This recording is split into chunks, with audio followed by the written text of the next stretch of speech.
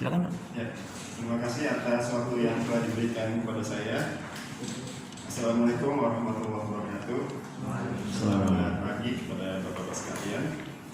Yang saya hormati kepada dosen pembimbing 1 Bapak Ari Mukti Wibowo STMM. Yang saya hormati Bapak dosen pembimbing 2 Bapak Basuki Arianto STMM. Dan saya hormati para penguji Bapak Dr. Insinyur Budi Sumarto MT.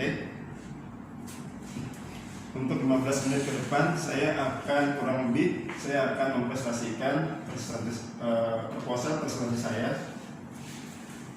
tentang analisis pengendalian kualitas kemasan produk roti dengan menggunakan second tool.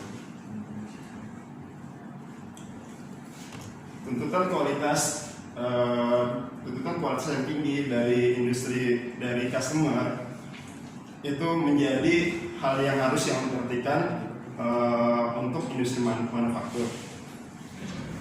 Salah satu bidang industri manufaktur yang saya akan paparkan adalah flexible packaging. Flexible packaging ini adalah industri yang menghasilkan produk plastik yang bersifat fleksibel. Bisa dengan kata lain yang bersifat lentur dan tipis.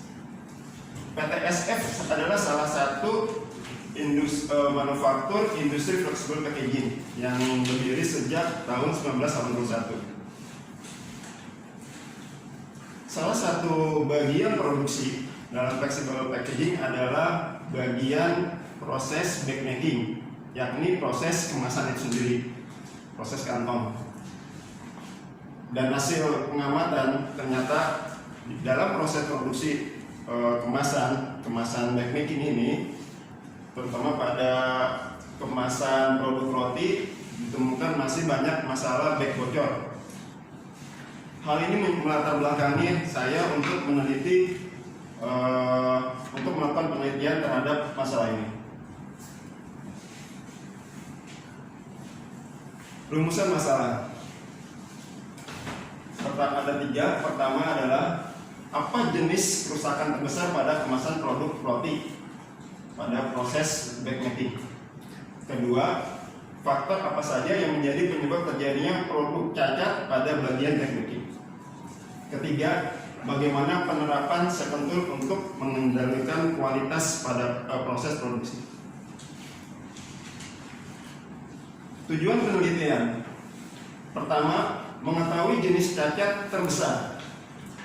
Kedua, mengetahui faktor-faktor penyebab terjadinya produk cacat pada produksi backmaking. Ketiga, penerapan second tool untuk mengendalikan kualitas proses produksi. Manfaat penelitian ada 2. Yang pertama adalah untuk mengetahui faktor-faktor penyebab terjadinya cacat pada proses produksi. Kedua, memberikan usulan dan rekomendasi perbaikan kepada perusahaan untuk dapat mengurangi cacat produk sebagai bahan pertimbangan untuk pengambilan keputusan. Batasan-batasan masalah ada 5 di sini. Yang pertama adalah penelitian hanya dilakukan di salah satu departemen produksi, yakni bagian produksi backmaking. Kedua, jenis materi yang digunakan adalah jenis CPP atau cast polypropylen. Dan untuk jenis mesin yang digunakan adalah jenis khusus, yakni adalah jenis back gasket. Ketiga, jenis cacat yang digunakan adalah jenis cacat terbesar. Keempat, data cacat yang digunakan yaitu pada bulan Maret sampai bulan Mei 2021. Dan terakhir, penelitian ini hanya berfokus pada produk defect yang merupakan salah satu pemborosan yang ada pada bagian proses produksi. Berikut flowchart metode penelitian. Pertama adalah melakukan studi pustaka dan lapangan sebelum mengidentifikasi masalah. Selanjutnya identifikasi masalah, lalu perumusan masalah, dan selanjutnya pengumpulan data. Dalam pengumpulan data secara sumber data terdapat dua, yakni data primer dan data sekunder. Data primer, data jumlah cacat dan wawancara. Data untuk data sekunder menggunakan flow proses dan data proses. Untuk data primer dikumpulkan lagi, yakni adalah ada 4 item untuk mengumpulkan data. Ini pertama adalah check sheet untuk mengumpulkan data rusak. Kedua, membuat data statistik silent tool. Ketiga, mencari data diagram sebab akibat. Dan keempat adalah usulan perbaikan dengan menggunakan 5W 1H. Dan selanjutnya analisa dan pembahasan. Setelah itu dan terakhir adalah kesimpulan dasar. Untuk kajian pustaka, gap analisis terkait untuk penelitian ini yakni menggunakan metode sampling pada proses akhir, yakni proses backmaking.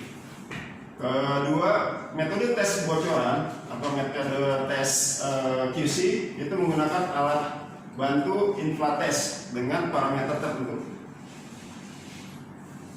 Dan terakhir, daftar pustaka. Demikian dari saya. Mohon maaf apabila ada kekurangan. Assalamualaikum warahmatullahi wabarakatuh. Ya, silakan duduk kembali, Mas.